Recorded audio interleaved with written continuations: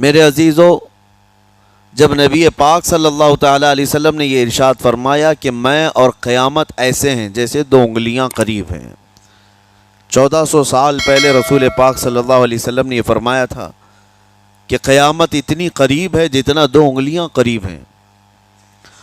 اور اب کے زمانے میں تو قیامت کے سلسلے میں جو حضور پاک صلی اللہ تعالیٰ علیہ وسلم نے نشانیاں بتائی تھی وہ تقریباً پوری ہو گئیں، بڑی نشانیوں کو چھوڑ کر۔ اور یہ بھی حدیث پاک میں ہے کہ اگلا زمانہ اتنی تیز گزرے گا کہ تمہیں اس کا اندازہ ہی نہیں ہوگا، زمانوں پر زمانے آتے چلے جائیں گے۔ یہ جو آخری وقت کی نشانیاں ہیں،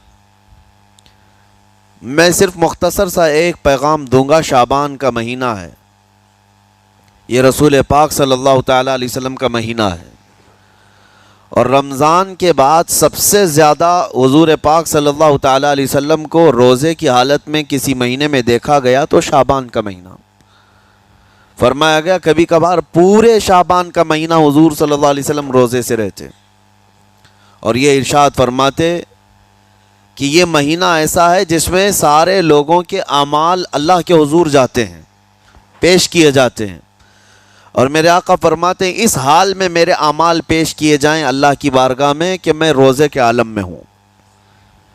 جب میرے اعمال پیش کیے جائیں اللہ کی بارگاہ میں تو میں روزے کی حالت میں ہوں۔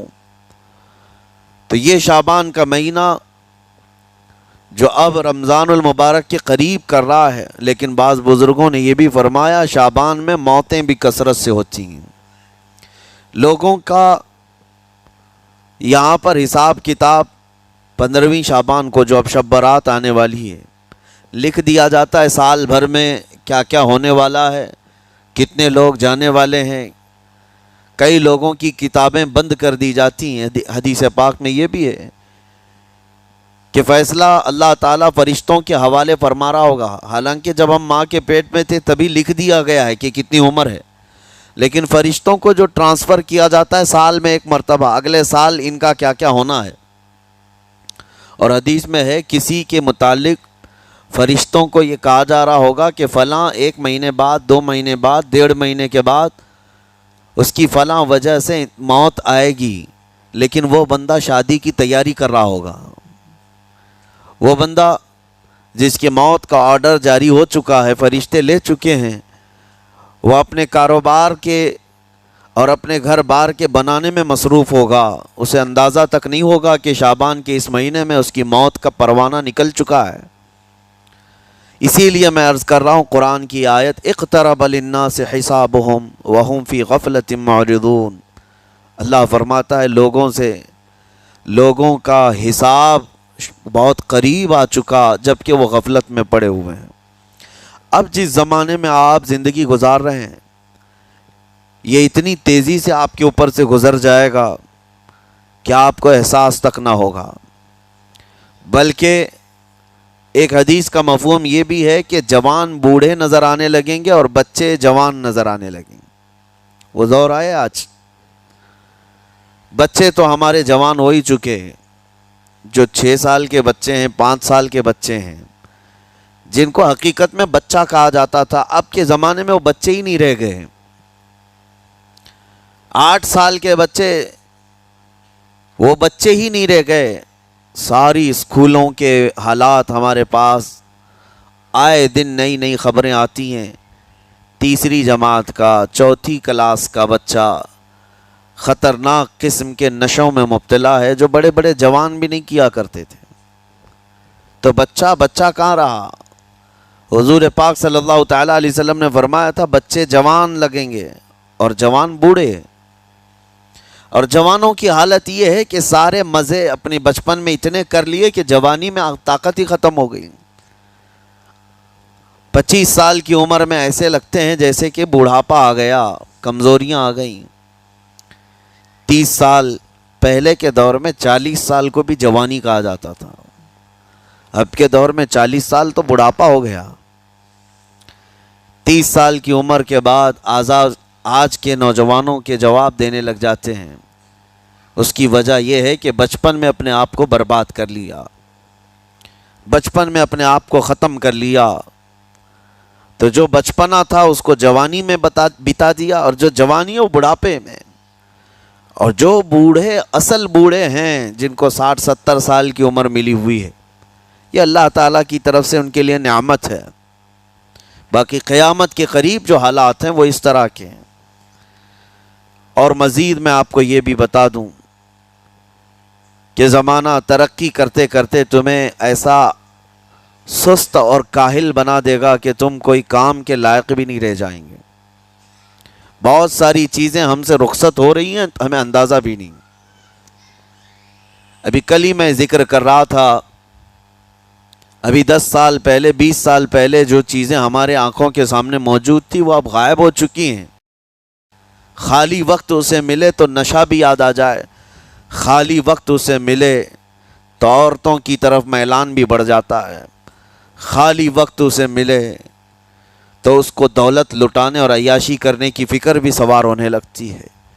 اپنے آپ کو کسی چیز میں مصروف کر لے، اور سب سے بہترین مصروفیت کیا ہے؟ اللہ اور اس کے رسول کا ذکر پاک ہے۔ قیامت کی نشانیاں جو ہم نے آج مختصر آپ کے سامنے رکھی، وہ بہت تیزی سے تمہارے سروں پر آ رہی ہیں، اور تمہارے ہاتھوں سے بہت سارے کام اب چھن جائیں گے۔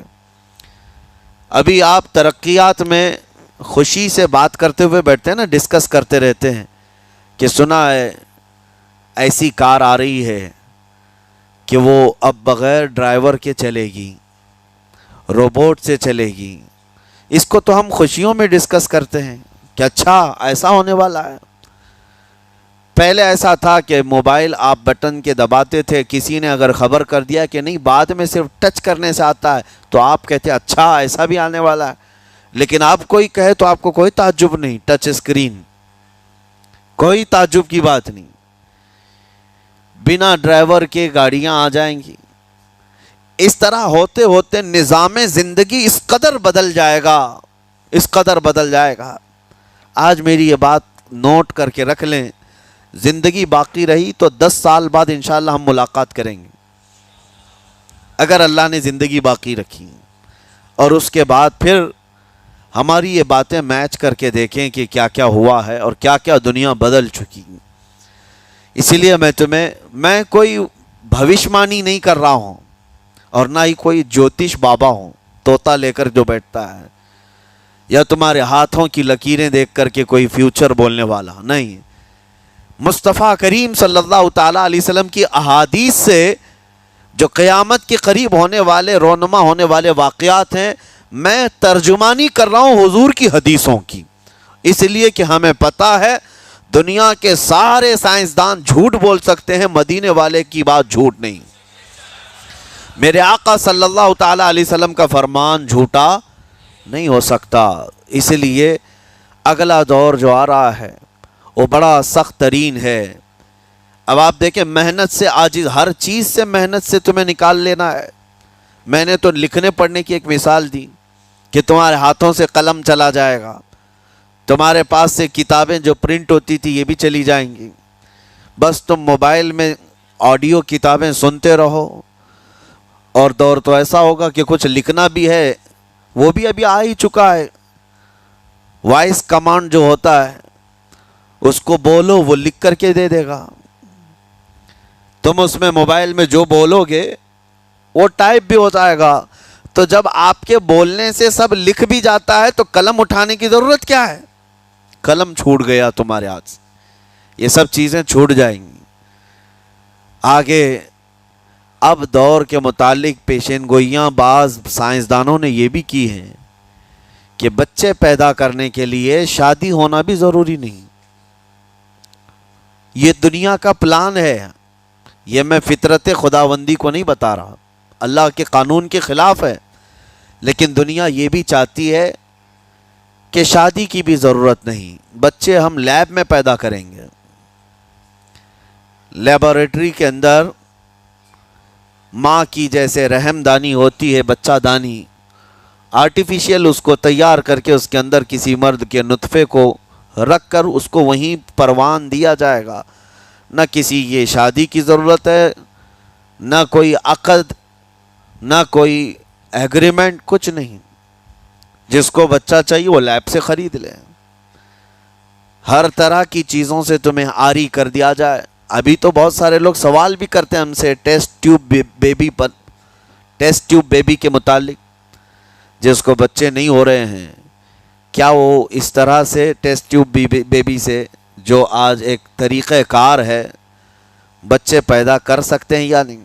اس کے کئی طریقے ہیں سائنس میں کہ اسی مرد کا نطفہ اسی کی عورت میں رکھ کر کے اس کو پروان دیا جائے، اور بعض دوسرے طریقے کہ کسی دوسرے کا لا کر اس کی عورت میں رکھ دیا جائے. یہ تو سراسر حرام ہے، زنا ہے.